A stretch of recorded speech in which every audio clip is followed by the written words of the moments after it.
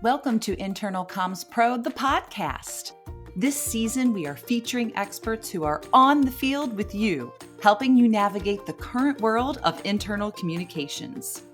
Well, I think that's the key, is that it starts there. So if I'm the internal comms person and I want to get myself ready for this conversation with the executive, I must be coming from a place of confidence and 100% assured that what I'm going to share will indeed fall and land as it's meant to.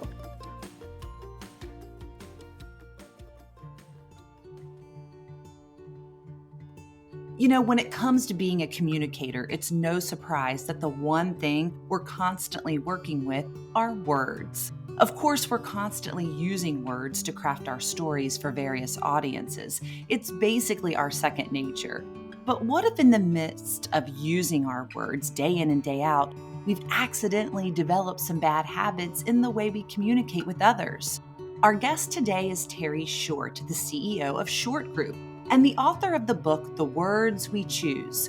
We'll cover how important the words we choose are, as well as ways to shape our language to be the most effective, which can be as simple as removing one word from your vocabulary. Let's jump right in. I'm Terre Short, and I'm the CEO of Short Group, which is also the parent company of Thriving Leader Collaborative. And our goal at Thriving Leader Collaborative is to ignite the joy of leadership. I am also an author. I wrote a book called The Words We Choose, Your Guide to How and Why Words Matter. Got that done during COVID in 2020. Well, tell me a little bit more about the book. What was the inspiration behind that book? And how do you want, when the reader closes that last chapter, how do you want them to feel? Great question. I want them to feel that theirs is the voice of humankind and they're well prepared to use it, right? So that's my bottom line. But I'll tell you about the book. So it's set up, the way that it's set up is the very first chapter is all about the individual. So it's back to that internal communication from my perspective and how that voice is a choice and how you can adapt the narrative, perhaps the stories you've been telling yourself for a long time. So it goes deeper into that because that's where it starts. And then from there into communication, let's say with loved ones and patterns and triggers and such. And then chapter 3 moves on to communication in the world at large. And so topics such as sexism and ageism and even slang and pronouns and, sort of just out in the world at large, how you might choose your words more wisely. And from there, it goes to work, how the words we choose at work. So let's start with this internal narrative because so many of our shows are talking about the art of, what we do as communicators, but we haven't focused on, all right, let's focus on the listener who's driving, who's sitting here listening to this. Maybe you're on a treadmill. We're talking to you, listener. And so talk to me about this because I think this internal narrative again manifest in our listeners in so many different ways of not a feeling like they don't have agency. We talk about not having a seat at the table, the redheaded stepchild, which I banned that term from, I think, back in season 5 of the show. But there is a feeling that in the hierarchy of an organization, the power of the pen with the communicator is sort of lost. And everybody sometimes feels like they know the world of communication. And I always say this, it's almost as if equivalent to me going to an architect and being so bold as to say, let me take a look at that blueprint for you. I would never think about doing that, right? But why is it? I mean, what's the deal here? And what's the danger of even this internal dialogue that I am saying on the show?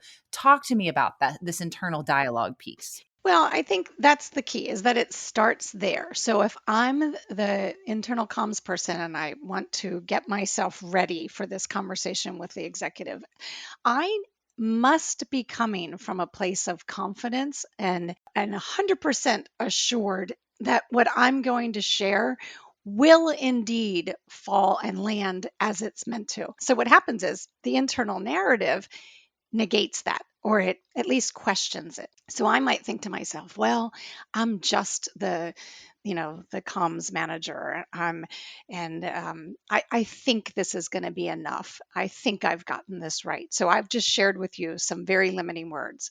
Just, enough, think, pretty sure. I'm pretty sure. Or this might be exactly what they're looking for. It might, or will it? So it's that preparation in your mind beforehand so that you lead with that confidence, and then your message will be well received. So it's about setting that intention internally. And by internally, I mean in yourself. So I'm going to break it down. This is so wild because I'm even going to talk about an internal narrative among the industry. I mean, our listeners are running around from thing to thing to thing, right? So you've got this position in these companies where it's sort of even undefined. I mean, you've got folks doing the messaging for the CEO all the way down to, and it could be the same person, they're figuring out now this new employee experience with the new world of hybrid work. And I think jumping from thing to thing to thing, I don't even have time to think about, okay, what are my values, what's the to do that. But you're saying that could take seconds if we just pause before racing into that meeting. And it could be, am I just again sharing myself a story, or is it, no, this is possible, you do have time to sit, if it is only you're talking what, a minute of like 5 seconds. Well, and here's the deal. The more you do it, the faster it becomes. So let's start with values. I'm hopeful that most professionals can at least recite the company values. I find that that's not always the case. So let's start with that. There's a sense of company values. Most individuals have not done the work to determine what their personal values are. And I contend that you're happier in your job. There is more joy when your personal values align more directly with your company values. Doesn't always happen. When that misalignment's there, that's a problem. Anyway, so do that work first. So up front, maybe on the weekend, what are your personal values? How do they align with the company values? What is your intention, let's say, for this next month, this next week, in what you intend to achieve, your goal, what have you? So think about your intentions. So the three things: the values, the intention, and then desired outcomes, be it for a particular meeting, for the building of a relationship over the course of time. And so contemplate those three things. What I'm saying is, if you do that up front, when you get to that nanosecond, you have it at the ready, right? So you have those thoughts at the ready, and that informs your word choices. So in the book, you mentioned that you're talking about the voice, right? And some of our listeners, I feel as if they've lost their voice. And so take me through, if I'm listening, if somebody's listening to this and I feel lost, I feel like I say have a terrible internal narrative because I'm so overwhelmed with my work. And then I feel like I've lost my voice. I feel like I've lost my confidence. And my job is to go interact with the C suite. Feels like a huge leap to kind of then get there and then now be coaching them, right? When from a Maslow's hierarchy, I have this horrible internal dialogue.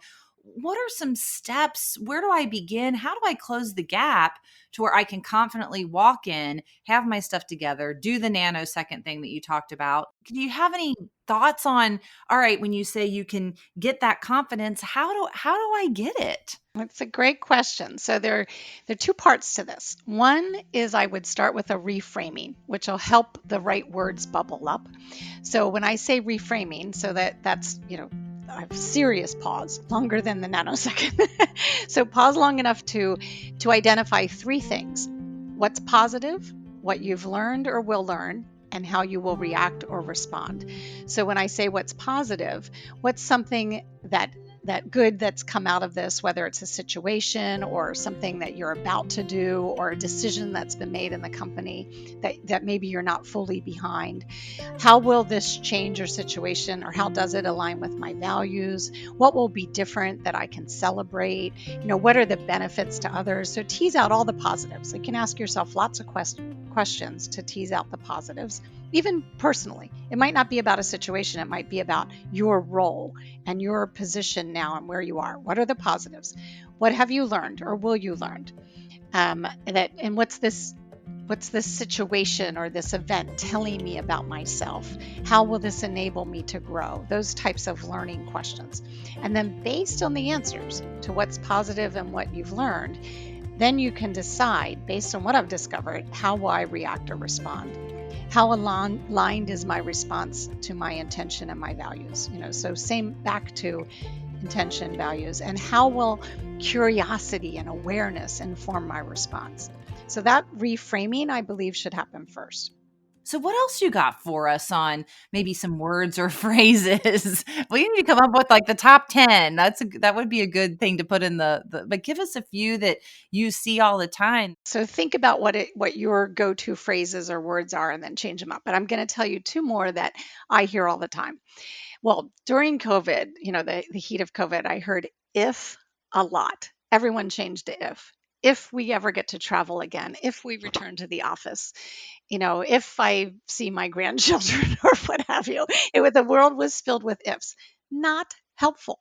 It was very minimizing. It sucked the life out of what people wanted to look forward to. It was not hopeful at all. Super simple to change it to when, because we know we would travel again.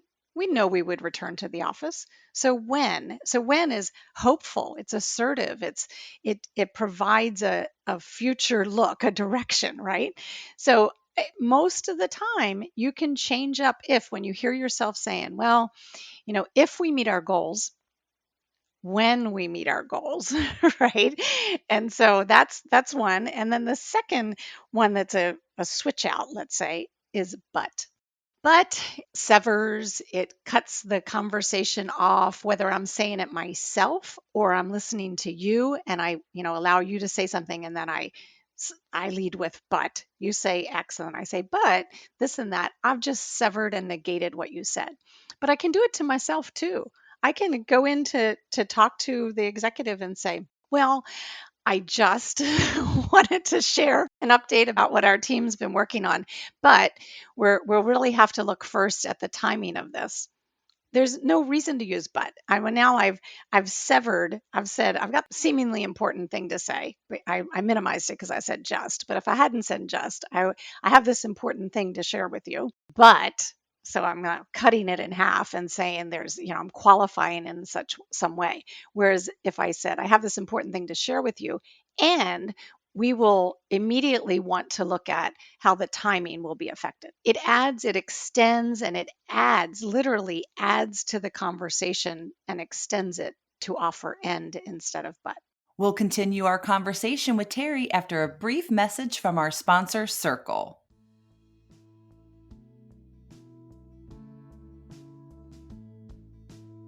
Thinking about launching a wellness initiative to keep your workforce more connected? Broadcast all the info employees need to join in on the fun with an internal communications tool that'll make your friends in marketing jealous.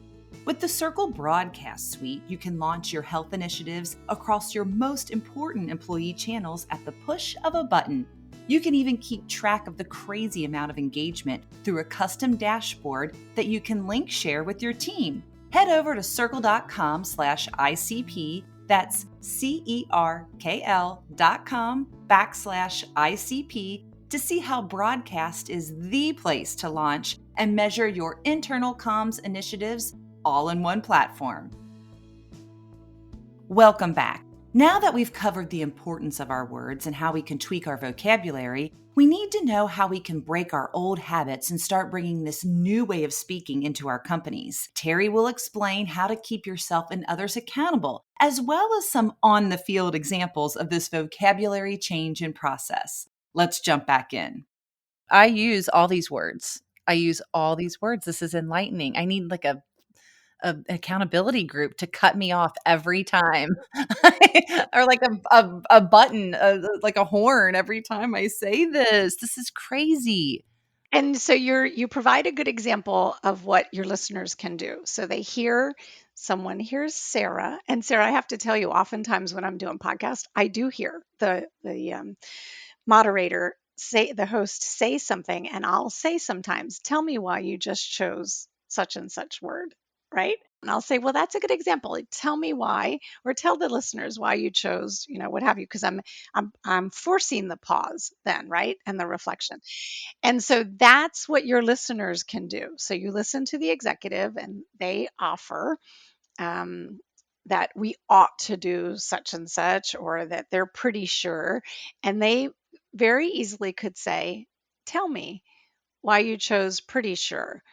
Would there be a better way for us to message that? Or how would that sound differently to the audience if we inserted one of our values? Oh, that's so good.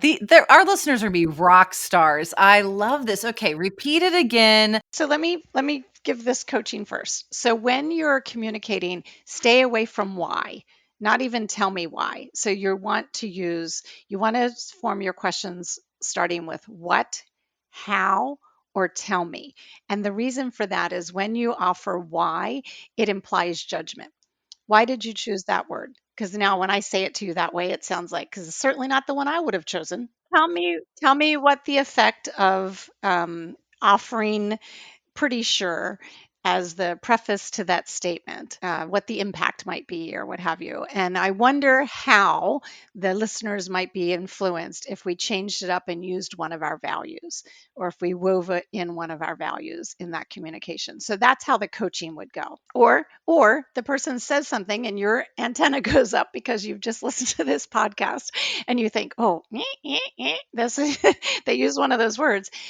Just do practice the pause with the executive and say, gosh, if I may, I'd love to provide some perspective on that.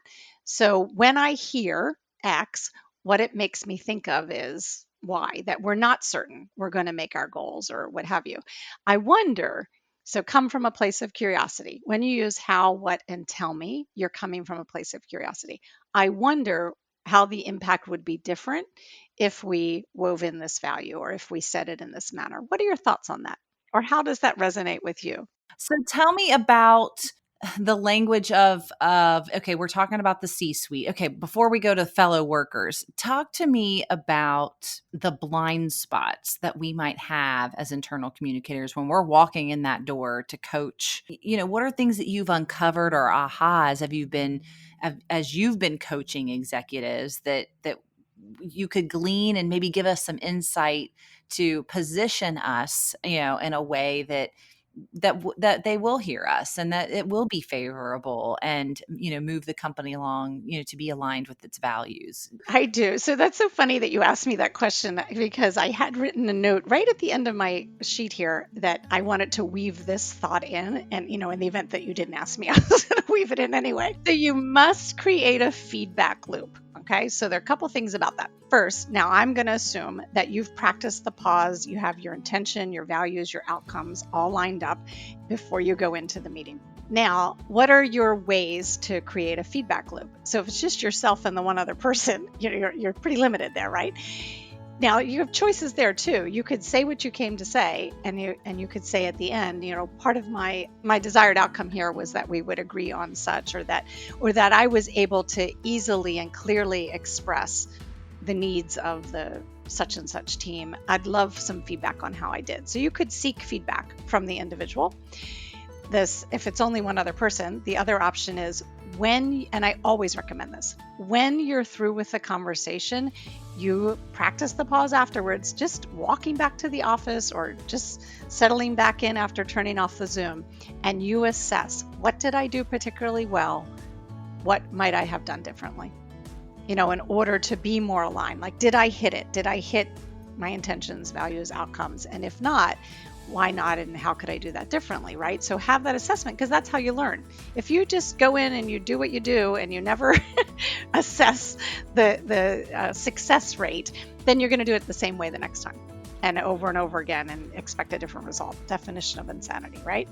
So have that feedback loop. And if you're desiring big picture change, then create that feedback loop with someone else. So I coach this a ton. I coach this with top executives when they say, okay, I got this. I'm going to go in, I'm going to be assertive, I'm going to choose my words wisely, this and that. We get back on the phone and I say, how do you know that you did? So they can do the self-assessment, My next thought is, isn't there somebody in the room that they could rely on to say, were they clear? Did they hear them weave in the values or what have you? So pick a buddy, I guess is what I'm saying. And have somebody that would help participate as part of that feedback loop. Now, if they're in a large group, how do they create that feedback? Are there some other creative ways if it's not one on one?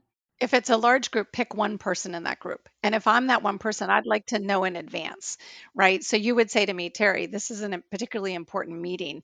I've worked hard to streamline exactly what I want to convey. You might even say to me, here are my three key things I'd love for you to watch for. And then at the end of the meeting, you give me that feedback, right? I'm a big fan of that. That's how we learn. That's how we grow. That's how we change. So we've talked about the internal communicator to, higher ups, to leadership. What about to fellow coworkers, to the employees? How does this manifest this language with kind of a broader employee base?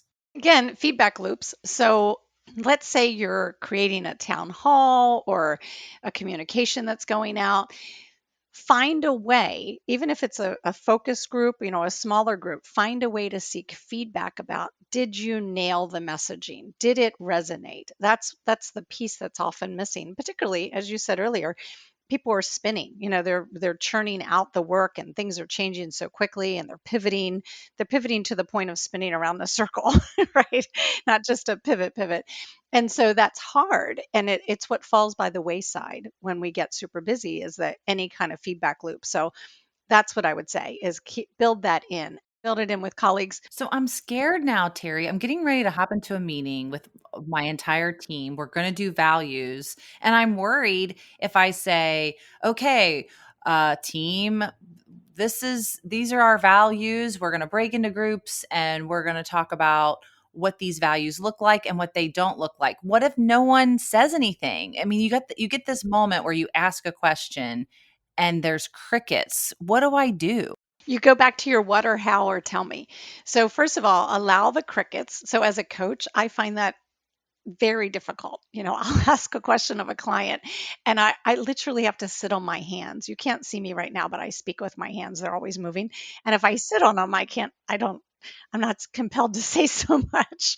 So you really need to allow the crickets. We don't do that enough. And when you feel that you've allowed them enough, then you come in with a what, how, or tell me about. Or let's say somebody did speak and no one else responds. Then you say, tell me more. Or you turn to the other person and you say, how did that resonate with you?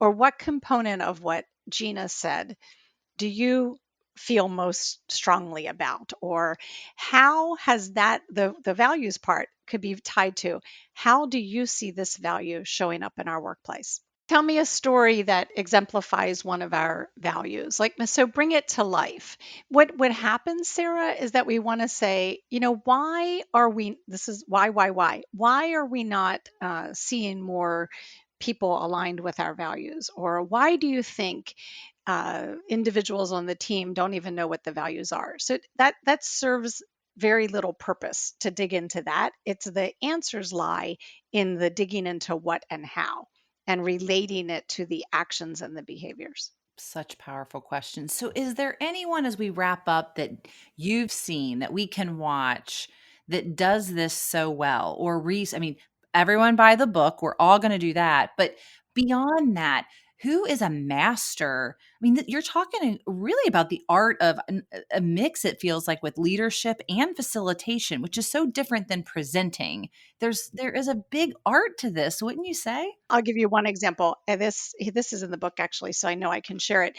I coached the CEO of a hospital system in Colorado. And I felt like he was a little skeptical at first about it, particularly about have to and get to. I the whole team, I felt like they rolled their eyes when they thought, yeah, we get to do this hard thing every day.